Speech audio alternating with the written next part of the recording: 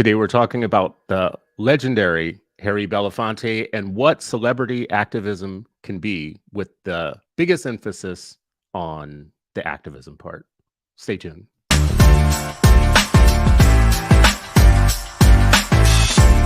It is Freedom Friday and you are still not free.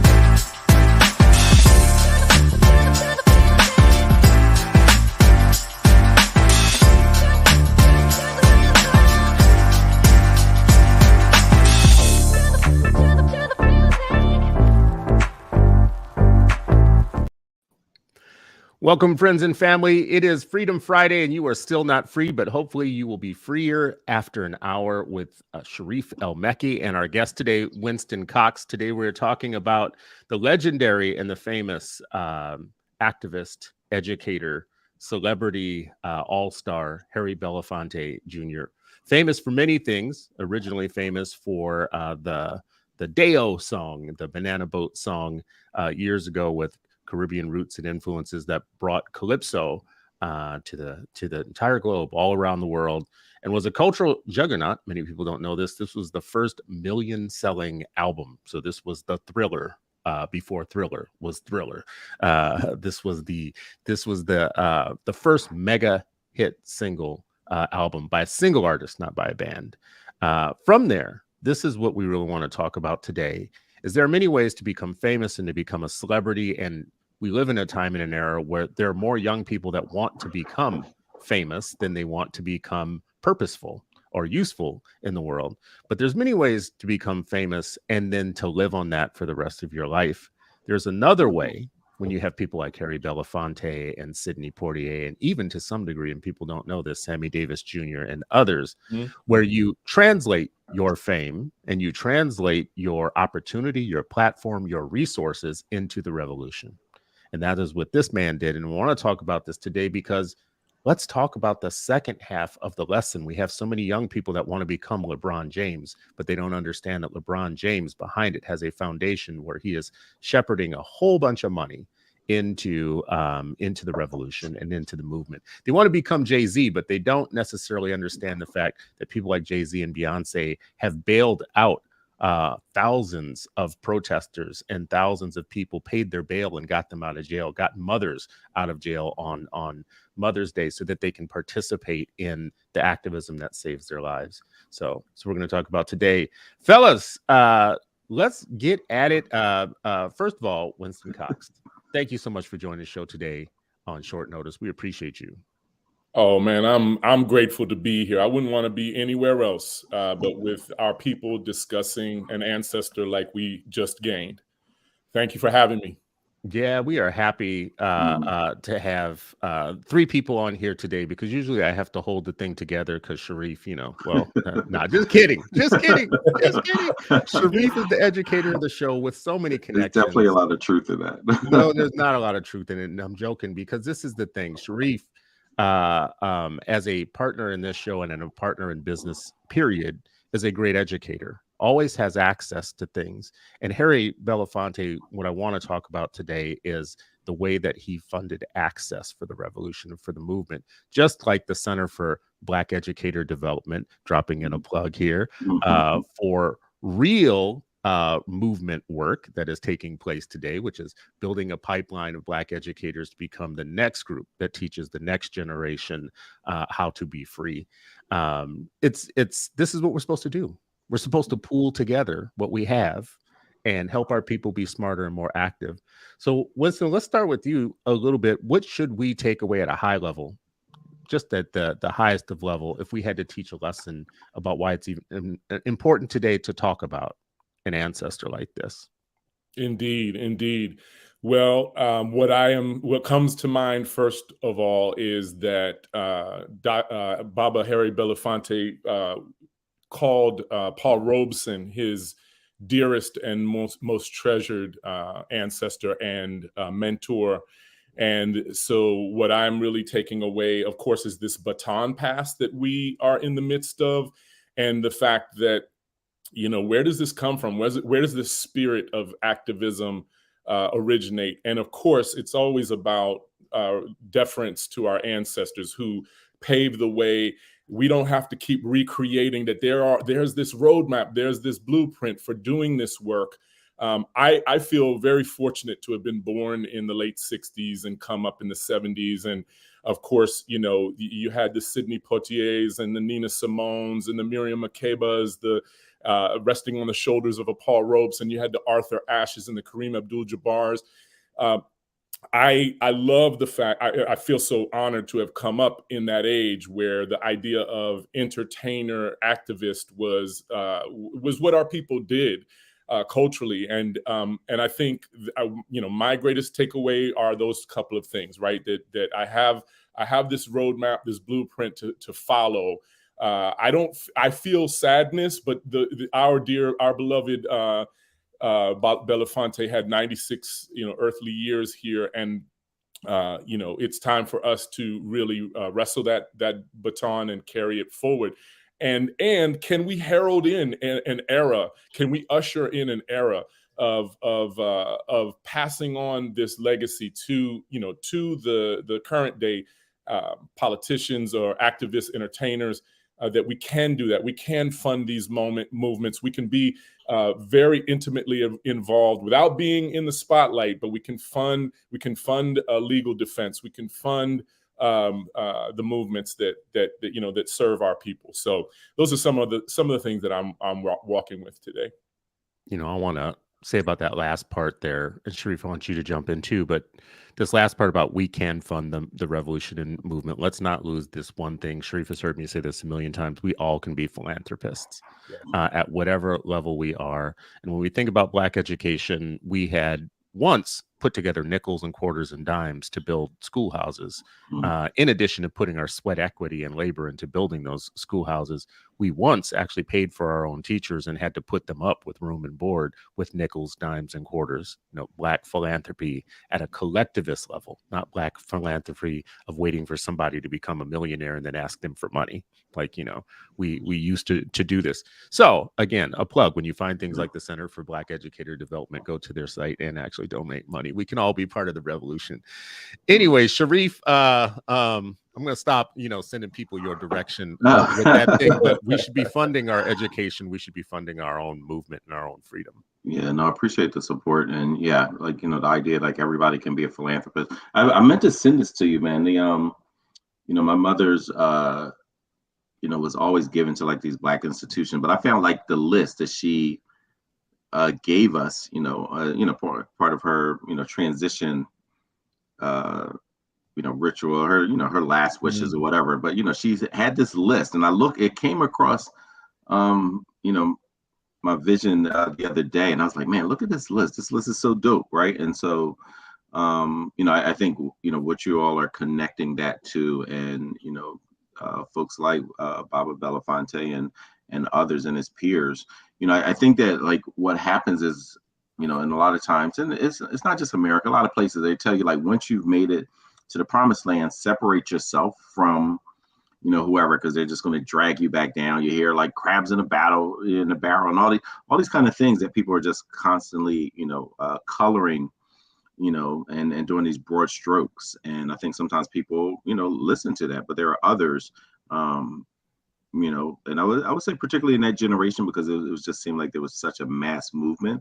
But as you pointed out, it's still happening today, where people are still lifting as they climb. They don't look at it as a promised land. They look at it as a more privileged land, but that they feel like they still have a responsibility. They've not forgotten where they came from, and they understand like the broader sense of humanity, and, you know, using their platform, using their art.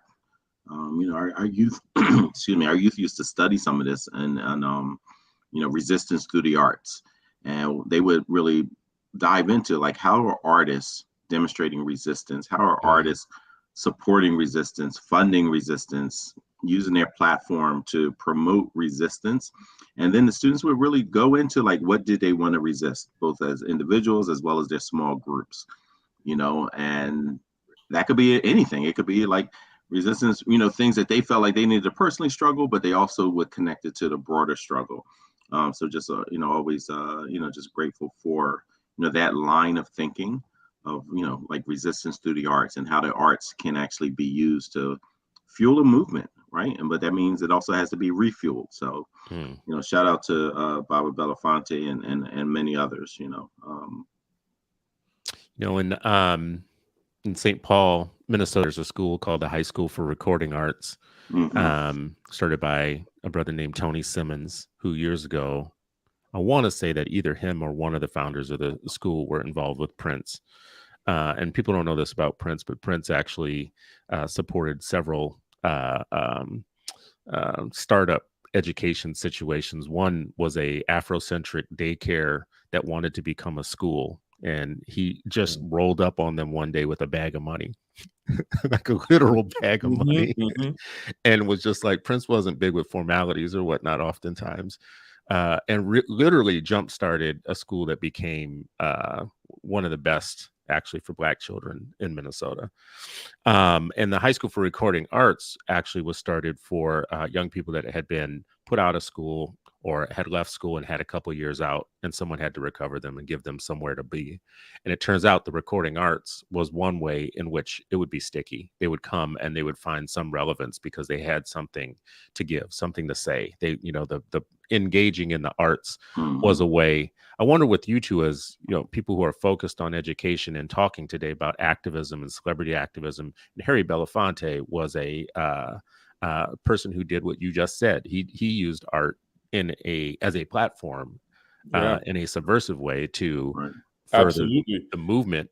What can we learn about that in all of our focus around science and reading and math and all that, which is all good because we need that, right? But what can we learn about having given up on some of the arts part of the education? I was really inspired as I've been revisiting Baba Belafonte's life. I knew he had journeyed widely and internationally, and he had a very Pan-African, anti-colonial orientation. I didn't recall, and I'm rediscovering that he spent time in Cuba and was really connected to, in the latter years of his life around the hip hop movement in Cuba. And is heralded as one of the American artists that really sort of helped cultivate and shape their passion. And I think he had that sensitivity. I'm also from Jamaica, and I will say, I'm going to big up my country and say that there is in Jamaica the idea of the entertainer activist is just kind of like a duh moment, like the outspoken reggae artists and the going all the way back to the origin of that form, our painters, our sculptors. I will say that that idea is not foreign to me. And yes, I've had the opportunity to lead a number of schools from pre-K all the way up through high school. And I've always, Sharif knows this, I've always centered the arts. The arts are such a powerful way to engage to the idea of citizenry, the idea of the collective, capturing imaginations, developing young people's voices. It's just such an important part of what we can convey through our work in arts and education. There's the Theater of the Oppressed, Boal's work out of Brazil, that is just transformative. I've been doing some work lately around playback theater in my own work with adults and with young people. And this idea of, developing our activist chops and skill sets through the arts. It's this is something, again, that there's a tradition we can borrow from. And Baba Belafonte represented, so much of the best of that. I feel like there's so much missing from our curriculum. Indeed. Everything you're saying right now, I'm thinking to myself, okay, where's this curriculum? 100%. And the thing is, it's been disintegrated, right? These notions, these were things that our people did back when we were funding our own schools and in our own communities. These were integrated ideas, right? The idea of the arts centered in the learning of the other core curriculum, that was not foreign to us. And so it became disintegrated, through our integration and some of these flawed ideas about learning that we've had to live through. but the arts have always been centered to the African experience. The arts, and I don't believe that our people gravitate towards that disintegration. So I'm very much about referencing our tradition, our cultural traditions, which, of course, based in storytelling, based in movement, based in the drum. There is no natural segregating of those experiences.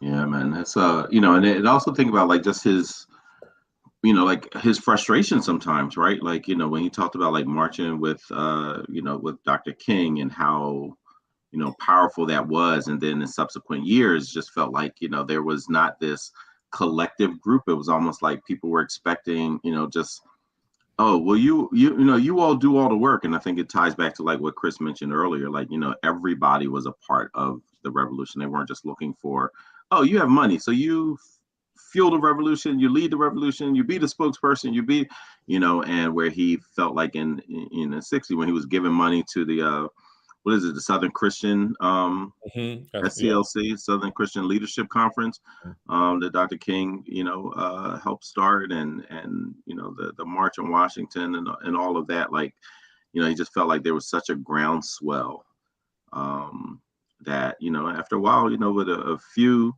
with a few concessions, some people would get distracted and start saying like, all right, well, it's not so bad. We actually got Sundays off on the plantation. No, it's not so bad. Like we got a bigger piece of the pie, and like how that was, also frustrating for him at times. Yeah, so there's a book called Freedom Summer, which I highly recommend for folks. Yes. Like, it's such a deep book to read, and in it, I looked it up last night because I remembered the story. And it talks about how Harry Belafonte had responded to a call for help. SNCC did not have enough money to send Freedom Democrats to the convention in Atlantic City. Throughout their first week of August, the world's most famous calypso singer who had helped bankroll the Freedom Rides and the March on Washington held $50 a plate dinners in 5 East Coast cities. With the discovery of bodies making headlines, money poured in, more than Belafonte could safely wire to Mississippi. So he decided to go to Greenwood himself, carrying $60,000 in cash. For security, he took a friend. They might think twice about killing 2 big niggas, Belafonte joked to Sidney Poitier. Wary of Mississippi, but wanting to help, Poitier agreed to go with him. Shortly after midnight, so the bottom line for this is they flew in to a field in Mississippi in the dark, greeted by local organizers, including, I believe, Bob Moses, who put them in a vehicle, and the Klan was there and found them and actually started chasing them. And they had cars playing block and tackling, getting them to their location. So this is a different level of celebrity when you're flying in a crop duster into a field in Mississippi to bring a big ass bag of money to fuel the revolution. This is, I mean, listen, taking a knee on a football field and losing your career for it is a thing. But flying into Mississippi in the darkness of night with a bag of money to bring to Black activists so that they can fuel their revolution in a place where the Klan is chasing you, literally, not chasing you kind of, but, chasing you literally. That's a different level of celebrity activism. But look at all the different levels of which, $50 a plate tables in Harlem to landing in a field in Mississippi. That's some dedication to the movement. Indeed. Yeah. I mean, at that time, and just to double click on that, like the KKK were actively threatening, like, we will kill you if you come down there, right? And so, how many of them, it makes me think of like Harriet Tubman, where there were threats like they would not only just capture and kill her, but they would burn her alive if they were able to capture her when she would go back to Maryland. Yeah, I mean, like that's such a, like wow, you already know what the penalty will be. Not in jail, not like a quick execution. Like, no, we're going to burn you alive if we catch you. And yet you still have the, just the fortitude and faith to press forward is just another level, And, not to oversell it, but to talk about the stakes. If you read this book, Freedom Summer, what is happening at the moment that he is bringing this money to them right now, black torsos are littering the rivers, right? Yes. Not one, not Yeah, two. while they're looking for one group, they're finding all these other bodies, right? Like they were looking for those three civil rights workers, and they find other bodies and other bodies. They're like, well, we weren't looking for him, but here's another body. Like just how pervasive, and like what that, just like the conditions and the culture and the fear that they were trying to instill. And yet these people were still like, yeah, we know that you're disappearing our people, and we're going to still, press forward. And again, it's not that just the individuals, it's the collective, right? The collective, their will to keep fighting, though, as a collective, right? In the face of outrageous savagery, outrageous kind of violence, like violence we don't even know today. On its worst day of what we're talking about, of some of our most violence-prone cities, we are not talking about the violence of your dad just opening the front door and disappearing, and that being able to happen any day because he said something wrong at the post office, or because he cut his eyes the wrong direction on some trip to the store or whatnot, or maybe just going out and never coming back again, right? Or from the pulpit, right? Or the pulpit. Yeah, they were going after God's people too. Wrong Bible. Yeah, exactly. And there were blacks, there were Jews, there were Northerners, there were people that were in these SNCC organized kind of camps doing work under duress, and to know that from the top of, the first Oscar-nominated, Oscar-winning actor, down to the person who was making chicken dinners for activists on the ground at the very grassroots, they were united as one. Yeah, that vertical was on. Vertical was going one direction. Correct. No classism, because they were clear about their mission. Our mission was to be free together, collectively, all of us. What does that say about today? Yeah. What does that say about today? Yeah, so I think obviously we have a challenge, right? And there are atrocities that our people experience in this day, and I think there is a gap right now. Clearly, I'll call it more of an opportunity, right? Like we have some folks we know in the entertainment and sports industries that care and do devote time.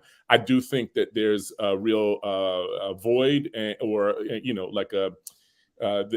not culturally in the time that we're referencing that Belafonte and others were in. But I do think it's, there's a space for that, and there's that class gap, right? There is this we're not having that alignment that we experienced in those times, and I think that that's the challenge that I would hope we could figure out how to invite more of our entertainers, more of our artists to step into the arena, the activist arena, and demonstrate this sense of connection to our movements.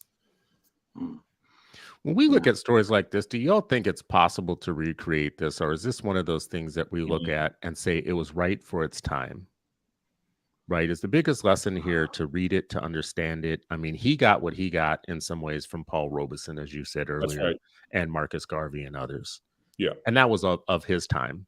And now we are in a different time. We have younger people now who are coming online as activists with some new tactics and some new ways. How do we treat this when we put it into the canon of protest thought and like resistance thought? Is it a lesson? How do we do it? How do we use it? Well, so I will say this. So I was also very blessed to have a connection to Bob Moses, and of course, just like Belafonte, he kept working. Baba Moses kept working right up until his final days, and of course, he and his children are doing incredible work around with the Algebra Project and reimagining this idea of our a universal expectation for the highest quality education as possible. I think it's clear we're in a very different time. And it's heartening to me to see a Bob Moses and now his children, Maisha and Omo and others, taking up the baton, but understanding that it is going to look different. And if anything, maybe I don't know. I would just posit that perhaps what we can do better than our elders is to listen to young people more and to center young people more. To your point, that our young people continue to be unbelievable and incredibly brave. And it's our job as the elders to temper their energy with our wisdom and experience. And I think there is a space and an opportunity to listen better to young people. Yeah, I agree with that. I think one of the things that he talked about was when they were giving him the just dribble and shut up kind of speech back in the day, like, you're an artist, well, what are you doing being an activist type of thing. He just, he will push back and say, I was always an activist, right? And so I think even today there are people who are activists and then they find a passion or a talent that they hone, but they keep, as he would call, a rebel heart, like, hey, I'm not for the status quo, even if some vestiges of it is benefiting me personally. I'm not for it at writ large, where there's again the exception to the rule type of thing. And so having that rebellious heart and engaging, I do think the path forward, because we'll never, we've already lived most of our lives. That next generation are the ones who are going to be, although I think our generation is amazing because we had to roll windows down and we know how to do the internet. Like we're the bridge, you know what I mean? So I think we're the bridge. I think that's what makes us so special. You know what I mean? They'll never understand rolling windows down, and if that's stuck, like that's just what you got. There were nails on our playground. Yeah, exactly. So I think us being a bridge, I think it's even more of an imperative for people that play a bridge role between generations. Really model what does it mean to listen to both sides and really redevelop like this intergenerational thought and linkages. Because we don't know what's to come, but we know some of the people call them soft skills, but they're really not soft skills. They're like the critical hardwiring of people's mindsets that then informs and feeds actions, right? Like being empathetic, being a good listener, being walking the earth with a level of humility, all those kind of things, yet also having the courage and the determination, wield it. But at the end of the day, those groups of people who are more community minded, I think that's the critical framework that will help continue to bridge, help continue to advance, and ultimately, push forward. Here's one of my takeaways that's personal to myself from this particular story. So I was always more interested in school in the things that were creative and that were arts driven. As a matter of fact, that was my favorite part of the day. The rest of the stuff was really boring to me, being very honest with you. And I say this often. I don't think that adults are, I don't think that they're honest enough about how boring school is. Just how goddamn boring. Go back today as an adult and make yourself do a day of high school, and you'll have empathy for children. You'll have empathy for young people. Now, if you're the math geek and you really love the math thing, or if you were like, somehow like the science geek and you had a school that had a great science lab, maybe that was your thing. But, sometimes I go into these schools now, especially even like my kids' schools, man, they got like theaters, like real theaters, like with real sound systems, Adobe sound systems. And, their theater programs are really outstanding. So much to the point that when they're not being used for school, they're being used for actual productions, in the community for other things, right? Which is a great way to build schools, by the way. People build them for community use too, not just for not just for young people, but for everybody. You got swimming pools in some of these places, make them senior swimming pools for the weekends, right?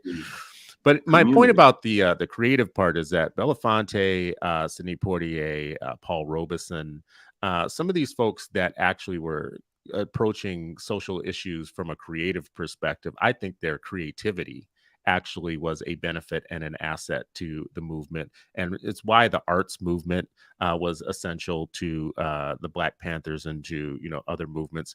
Or else you just kind of have like poorly dressed people who don't have good, signage and don't understand how to communicate with the public beyond just beyond the usual ways.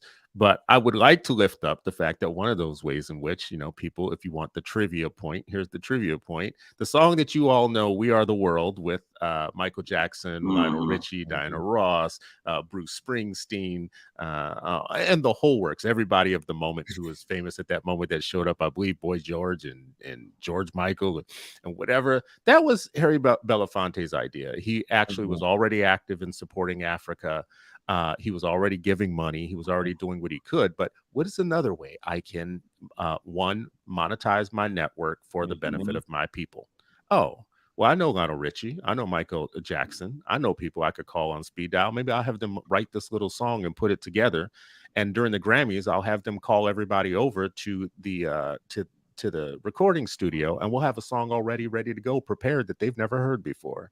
And they'll sing it right there on the spot, and we'll put it out in the world, and it'll become MTV's biggest hit. One of the largest songs ever, definitely one of the largest of 1985, becoming a international hit that did two things. One, it raised awareness, right? Because you've got all these people with these massive networks, these artists who have massive followings and networks. And then it also raised money, right? That's a creative idea. That's an idea that comes from a person with a creative idea and has a network of other creative people. And it was a throwaway idea for him. It wasn't the only thing he was doing. He was meeting with South African prisoners. He was meeting with people and writing checks himself, but he was also multiplying his effect by saying, how can I creatively multiply myself?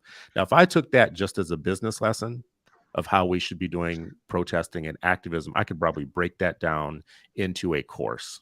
Yeah. Right. Oh yeah. Multiply your effect. And here's a case study in how to do it. I'll add one more thing. I love that idea. Okay, go ahead. Go ahead. Jump in if you want to jump in. No. I'm just saying, I love that idea of the course. Yeah. Multiplier effect of your activism. Yeah. Again, the arts, they bring, we were using, throwing 21st century skills around. Who cares, right? But the collaboration, the critical thinking, the communication, the creativity, those pieces, right. School is just like death by boredom, but for a lot of young people, and where they turn on, where they engage is in their specials classes, right? But in the best schools, it's not just specials, that the English language arts, the science and technology is all being informed by the arts. And so we've seen it done. It can be done, and so we just have to replicate that. For sure. And Chris, you said you had another idea too that you wanted to. Well, it's not an idea really. It was another point about the ancestor here. What he also in 2006 got a little bit of heat. Like sometimes we say things and we put stuff out in the world. This is another thing that strikes at my heart. I am known for saying what I believe and putting stuff out into the world and living with the consequences of what you say. Right now, there are people that are trying to jump off my train, and there are some that will jump on because I'm saying what they feel is the wrong thing about the wrong people at the wrong time. In 2006, he made headlines when he referred to President George W. Bush as the greatest terrorist in the world for launching the war in Iraq, a war that was launched on lies. And very few people at that time are willing, especially when you go to war, very few people in any country are willing to stand up and say this war is wrong at the moment that it's happening, right? They're willing to do it after the bombs have killed civilians and have destroyed lives and destroyed communities in places that didn't need to be destroyed. But they're not willing to do it as it's happening, out of fear that, number one, there's this whole kind of, patriotic duty to not say when you're doing wrong, when Mhm. your own people are doing wrong. Mhm. Yeah, so he called the president of the United States the greatest terrorist in the world for launching the war in Iraq. He also insulted two prominent Black members of the Bush administration, General Colin Powell and Condoleezza Rice, referring to them as house slaves. House slaves. Yes, sure enough. Yeah, despite media pressure, he steadfastly refused to apologize for his remarks. In regards to Powell and Rice, Belafonte said they were serving those who continue to design our oppression. Mhm. Now, listen Yeah. to that, whether you agree with him or not. You know, there are going to be people there who want to argue about his actual point. But the point for me is the willingness to call a wrong thing wrong when you see it Mhm. is something that has consequences. It will cost you something. Oh yeah. Oh Mm. yeah. As And America having does. that voice, right? Like and understanding, like, and he would ask, like, like, where's the, the what's missing sometimes he thought was like radical thinking, and people using their voice to really use radicalism to retrieve, as he would put it, like retrieve what was lost. He gave Obama a hard way, right? Like, and Mhm. it was so Yep. much so Obama, what was it? Obama said something like, "Yeah, when you gonna cut me some slack?" He's like, this is me cutting you slack. Right, It's like this is me cutting you slack, and I was just like, yo, you know what I mean? Like, it's and to me, like, what sticks out is like, and Chris, when you raised the point, like, there are very few who want to talk about, an invasion of imperialism and greed Mhm. um, in the moment. I think I read one time that there was only one congressperson, so you got like 500 something people in Congress. One stood up and said, voted against it. It may have been a few more, but I for some reason I remember one. If it was more than one, it wasn't more than a handful. One congressperson Mm. saying, like, no, we should not invade, this country. This is imperialism. This is that continuation of, global terrorism. And, yet he said that, right? Like, and he, when America was actually complicit and supportive of apartheid, That's right. he was one of the few that was speaking out against it, right? Because particularly when people get into a position of privilege and access and things like that, I think they become more, frightful to lose, what it is. The most, a lot of times you look at the rebelliousness is the folks like, I ain't got nothing to lose. You'd have stripped me of all parts of my dignity and humanity, so I have nothing to lose. Um, and so people are like, oh yeah, well, that's the people who have radical thoughts and ideas, which is generally just mean like, treat me like I am a man, right? Like, to some Mhm. folks that is radical thought. And then you have others that have actually amassed a standing, a fortune, or whatever, and they're like, I'm not losing this for the Correct. people, for the movement, for the community, and there are others who say, like, nah, like, this is wrong, regardless of what my standing is, regardless of what I have access to.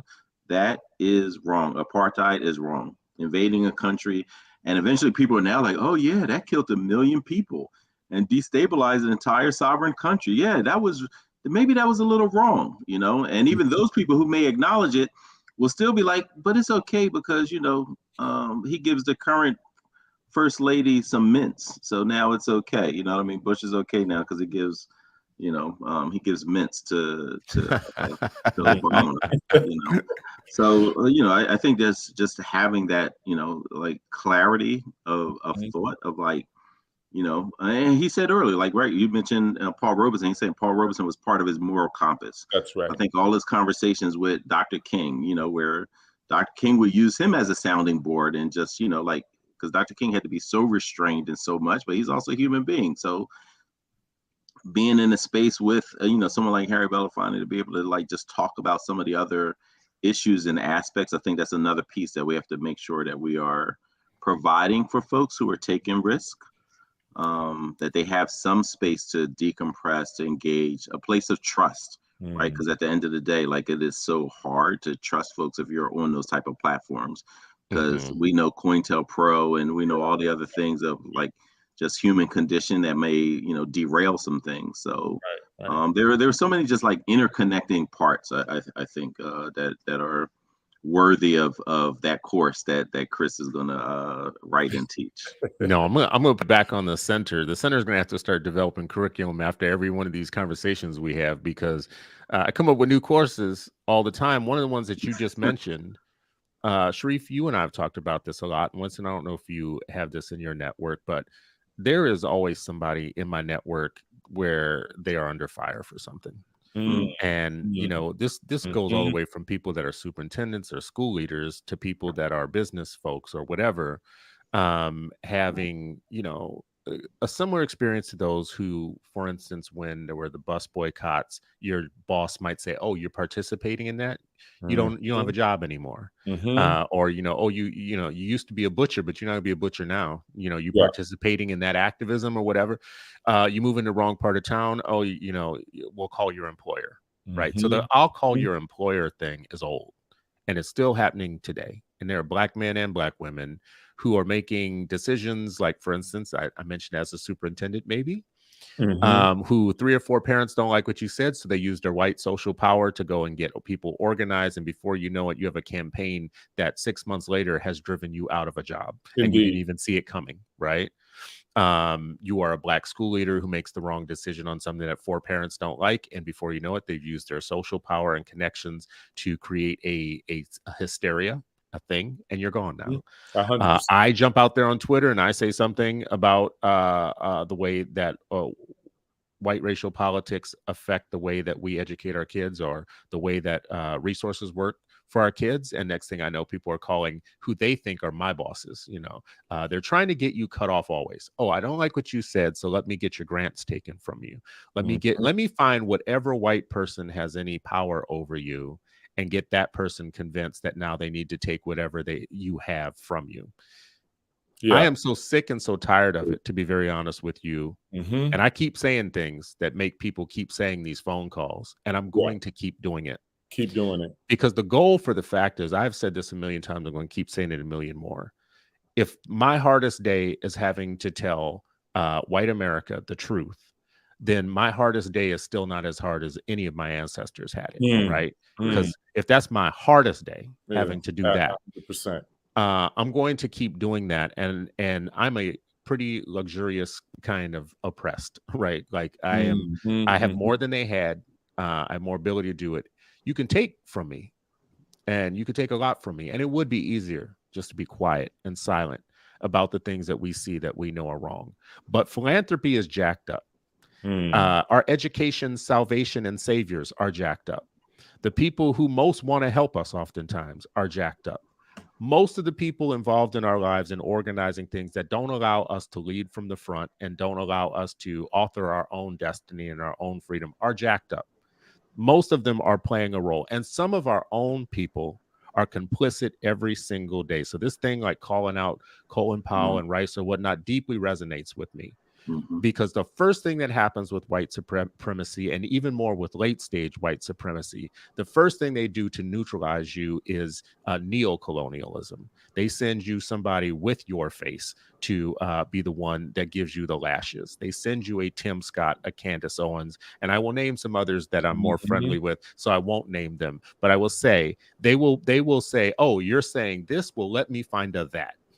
Right? Correct. And unfortunately, we have so many people that want to be a that.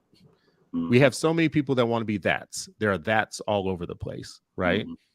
But calling it out is one way to lower your pay. It's a way to lower your influence, to lower everything, because until you're doing God's work, the devil is not concerned with you. The moment you start doing God's work is the moment you start getting a lot of attention. Oh, well, where are you getting your grants from? Oh, well, who's funding you? Oh, well, who employs you? Oh, who has some power over you? And it's always, because we live in America, we always know who that who is eventually going to be, which means they always have an end to someone above you, right?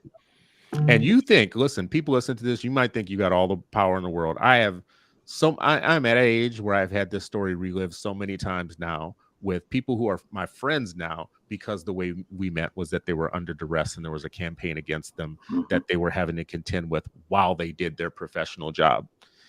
And they thought they were in a position of power until they got into one of these scenarios. Oh, I'm a principal. Teachers got to do what I say. Really? I'll show you a situation where one substitute teacher can come into a situation and with some social alignment and power with demographically connected and redundant people can take that little bit of power you thought you had right away from you, if you let it. Right. Yeah. Anyways, that's a long monologue, but listen, I just hey, listen, I want to stamp that, and I just want, like, in my work with I have an opportunity to coach and mentor younger, newer principals and school leaders.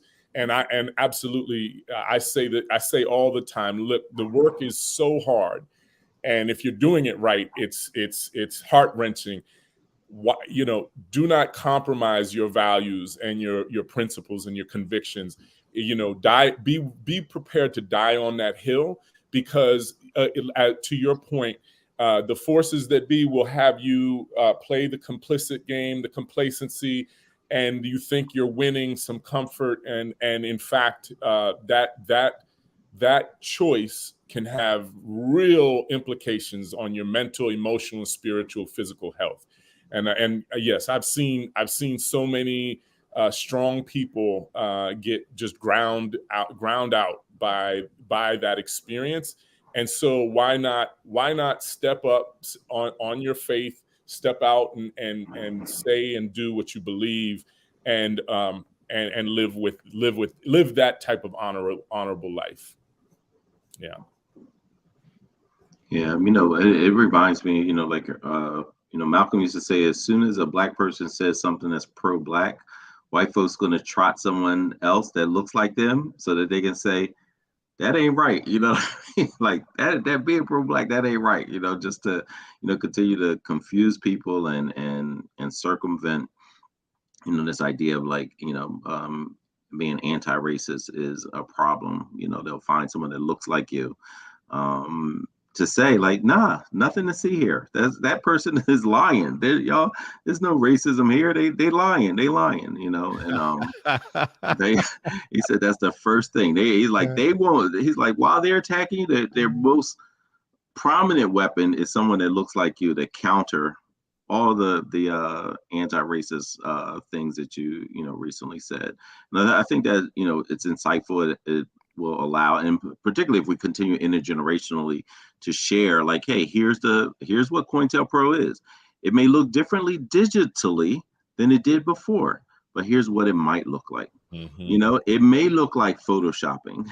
It may look like message, right? Like, yeah. So all these what you call it? Was it doxing, or what? You know what I mean? Like, all these new tactics, but the same strain. And I think that is absolutely the reason why, history and connecting to history, why it's important for Belafonte to be connected to Paul Robeson, why it's important for him to be connected to the Marcus Garvey and Dr. King, and making sure, like, no, it's not to Nelson Mandela, that this is a global thing. It is not an individual, it is a collective. We have to share tactics, because we have a shared history. If you have shared history, use shared tactics. This thing both of you have said too about the Pan-Africanism part and the global part, the part that connects you to a larger world, is, I think, the deeply humanizing part of what we need to do better, in that it's very common for us to think about how we educate kids in the United States from a United States perspective, and that's like living in your apartment. Right. And that high bar is high enough for the average American, because the average American needs to be somewhat stupid about the rest of the world to stay an average American. Right. Like, what the system needs is lots of overly excited about exceptionalism average Americans. They need a bunch of ignorant, patriotic people. Right. And that's how that system will work. But for people of color and colonized people, they need to see the global whole. Right. That actually is the biggest freedom that they possibly could have. So the bars for education have to be different. The American bar for education has to be different for people that want to be dumb and patriotic than for people that want to be free.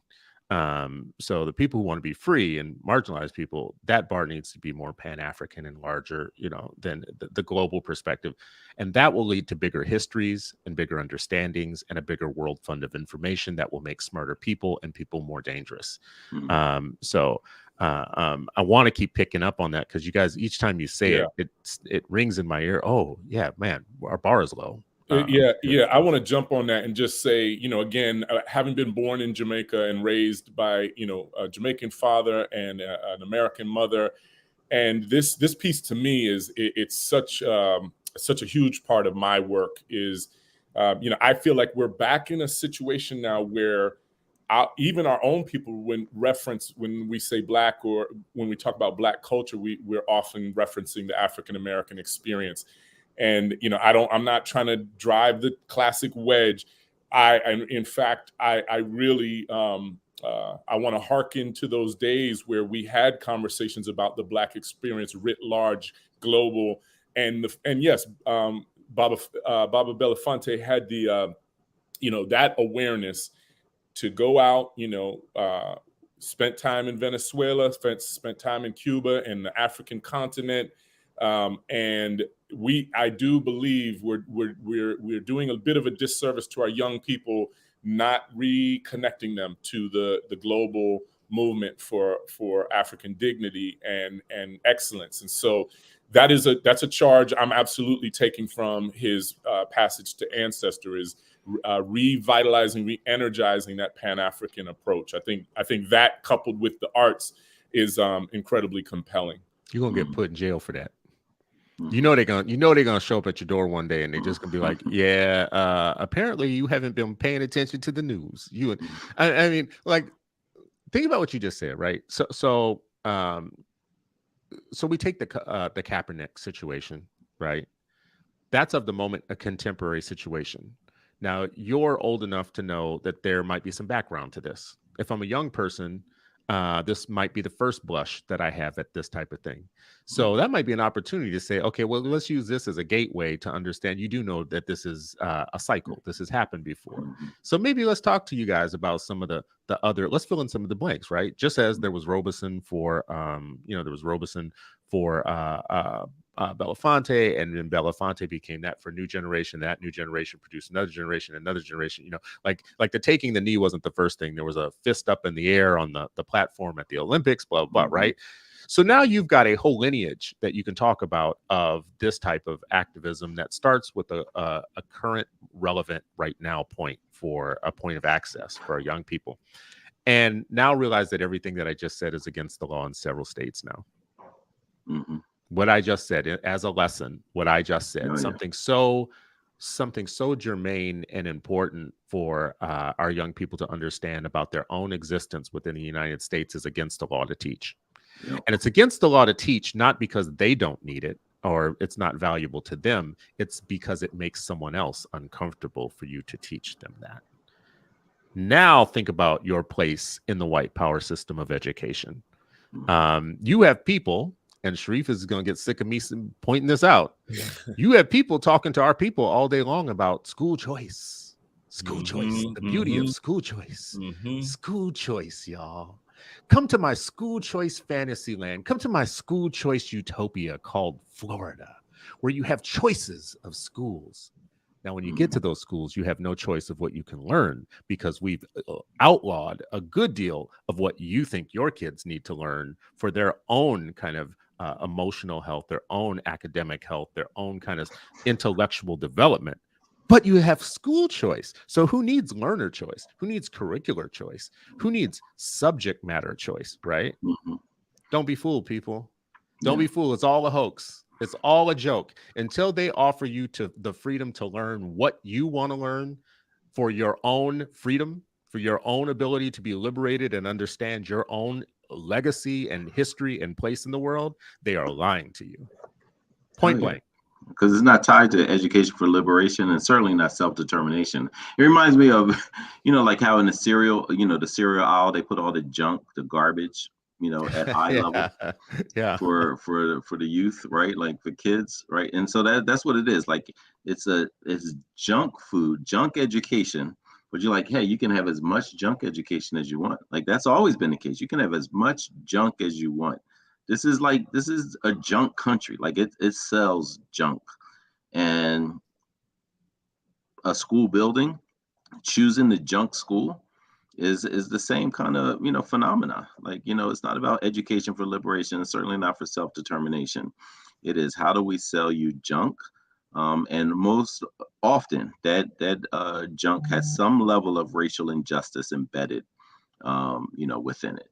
And I think that is a critical part of just like the understanding and how alignments often have to be redrawn. So it's not a new phenomenon, right? Like it's often like, hey, this interest convergence is now different, and we have to redraw like what the contours of this map looks like. And I think that's always part of critical thought, ongoing advancement.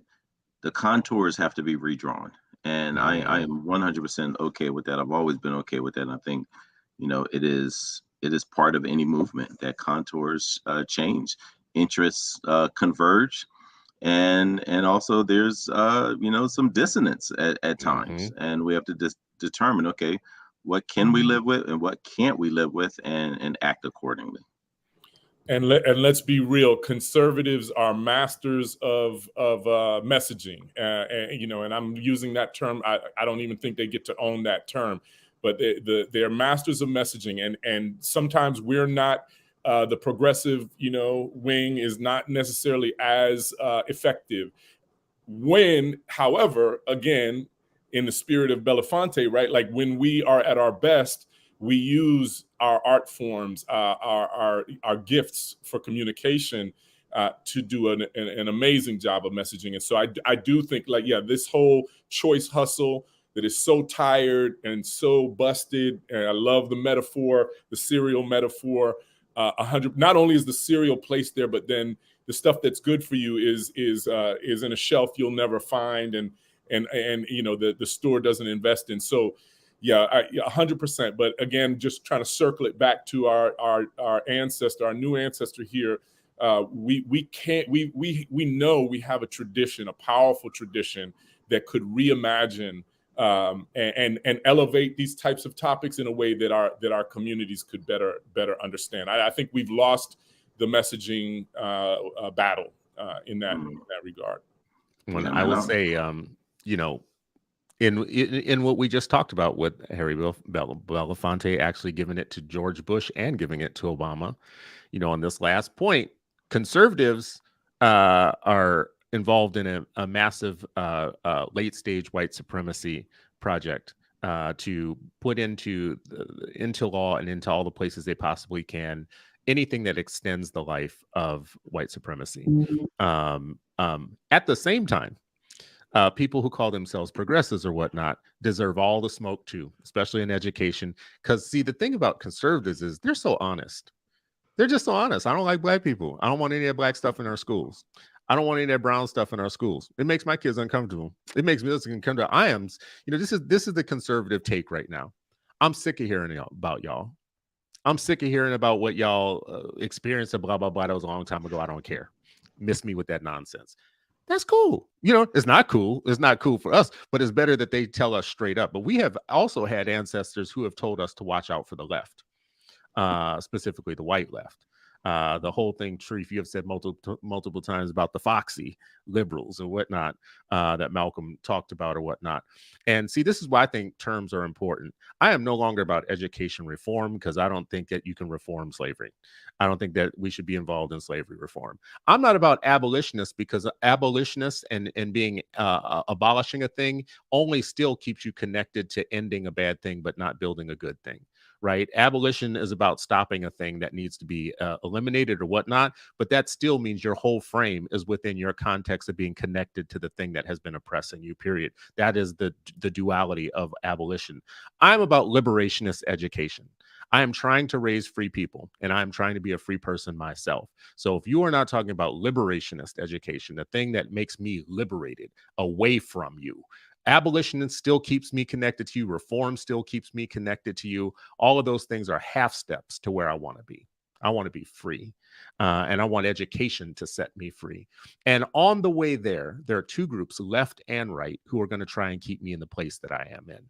The conservatives are going to try and keep me stupid and ignorant by removing things from my curriculum and from my feed, things that I won't learn anymore, so that I will grow up stupid, the way that they have always done with plantation science. That is the way that plantation science works.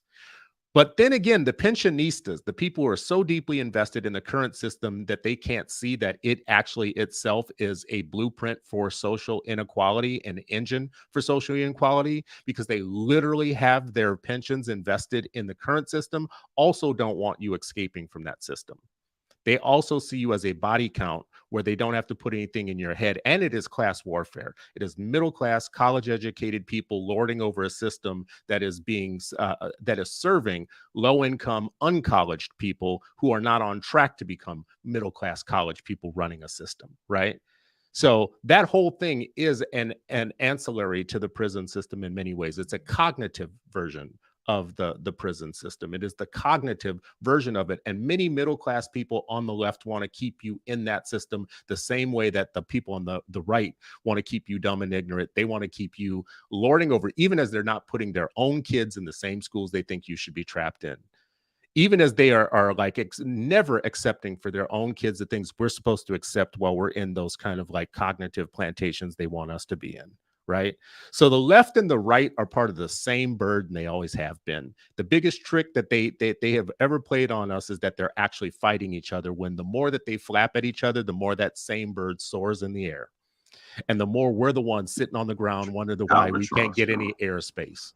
So that is my last word on this for today, right? The thing I can look at Belafonte and say, call that joint 12-foot wingspan. Listen, bruh, it is flying like it has always flied. The more the left and the white left and the 100%. White right flutter at each other, the more they stay in the air soaring, and we're sitting on the ground trying to pick a wing. Trying to, ooh, which wing should I be on? You damn fool, that ain't your bird. You shouldn't be on either one of them damn wings. You should fly your own plane, bruh. You should build your own plane right now and make it work. And I only say this to say, in the story that we learned today, like I said, we talking about a person who gave it to the left and the right. He gave it to the black president. He gave it to the white president, because they were both presidents. They were both doing drone strikes, right? They were both doing the thing. I will give it to the pensionista, and I will give it to the white conservative that is anti-pensionista. I will give it to both of them. And to the extent that either of them are useful at helping me free myself, if any of them offer a good thing, one good thing, I'm going to snatch on it. So if the white left wants to offer me a little something over here, let's do it. And the right wants to offer something over here, let's do it. If it's a tool I can use to build my own house and be a liberationist. My final word on this is to say on the left, because y'all caught me on a day where they're getting on my nerves the most right now. Most days in the last several months, it's been the right that's been getting on my nerves. But now, I'm watching one more